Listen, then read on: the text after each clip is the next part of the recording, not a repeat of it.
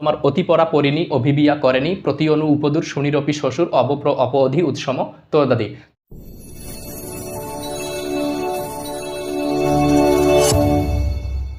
আসসালামু আলাইকুম সুপ্রিয় শিক্ষার্থীবৃন্দ, তোমাদেরকে অসংখ্য ধন্যবাদ আমাদের ক্লাসটি ওপেন করে দেখার জন্য। আমরা গত পাঠে দেখিয়েছিলাম বাংলা যে 21টি উপসর্গ আছে সেটি ছন্দের মধ্য দিয়ে কিভাবে মনে রাখা যায়। তো আজকে আমরা তোমার হচ্ছে তৎসম বা সংস্কৃত যে 20টি উপসর্গ আছে সেটি আমরা আজকে ছন্দের মাধ্যমে শিখব। তো চলো শুরু করি। তো দেখো আমরা লিখছি যে তৎসম বা সংস্কৃত উপসর্গ, তৎসম বা সংস্কৃত উপসর্গ 20টি। ঠিক আছে, তৎসম বা সংস্কৃত উপসর্গ কতটি? 20টি। তো সেটি শেখার টেকনিকটা বা ছন্দটা হচ্ছে এমন যে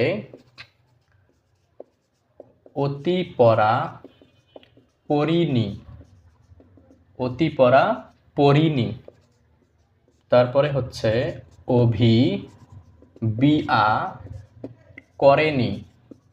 ঠিক আছে, অভিবিয়া করেনি, এই করেনি শব্দটা কিন্তু উপসর্গ নয়, এটা শুধুমাত্র ছন্দ মিলানোর ক্ষেত্রে আমি এখানে যুক্ত করেছি। ঠিক আছে, তাহলে কি জানলাম যে অতিপরা পরিণী অভিবিয়া করেনি, তারপরে হচ্ছে প্রতি অনু উপদূর, প্রতি অনু উপদূর, তারপরে হচ্ছে তোমার সুনির, সুনির অপি, সুনির অপি শ্বশুর।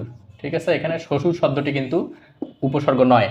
তাহলে কি শিখলাম যে অতিপরা পরিণী অভিবিয়া করেনি প্রতি অনু উপদূর সুনির অপি শ্বশুর, তারপরে হচ্ছে অবপ্র, অবপ্র অপঅধি, অবপ্র অপঅধি, এবং শেষ লাইন হচ্ছে উৎসম তোরদাদি, উৎসম তোরদাদি, এবং ফাইনালি কিন্তু এই তোরদাদি শব্দটাও উপসর্গ নয়।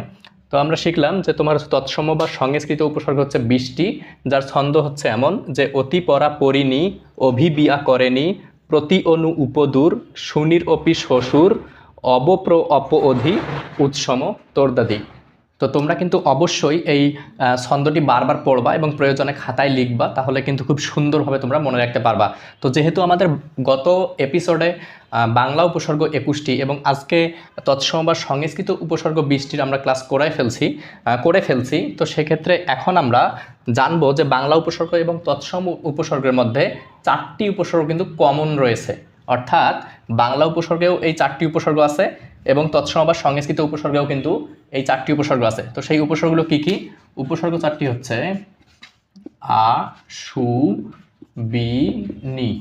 ঠিক আছে, এই যে আশু বিনি, এই 4টা উপসর্গ কিন্তু বাংলা এবং তৎসম বা সংস্কৃত। ঠিক আছে, দুই জায়গায় কিন্তু আছে, তৎসম বা সংস্কৃত দুই জায়গায় আছে। অবশ্যই মাথায় রাখবা যে এই আশুবিনী, এই 4টা উপসর্গ কিন্তু তৎসম এবং বাংলা দুই জায়গাতেই রয়েছে। তো আশা করি তোমরা এই ছন্দটি খুব সুন্দরভাবে বুঝতে পেরেছো। আর এই ছন্দটি আমি এভাবে মুখস্থ করেছি যে হচ্ছে তোমার অতিপরা পরিণী অভিবিয়া করেনি প্রতি অনু উপদূর সুনিরপি শ্বশুর অবপ্র অপঅধি উৎসম তোদাদি। তো চাইলে তোমরাও কিন্তু বারবার পড়লে এরকমভাবে তোমাদেরও মুখস্থ হয়ে যাবে আশা করি। তো পরবর্তী ক্লাসের জন্য তোমরা অপেক্ষা করো। ধন্যবাদ সকলকে, আসসালামু আলাইকুম।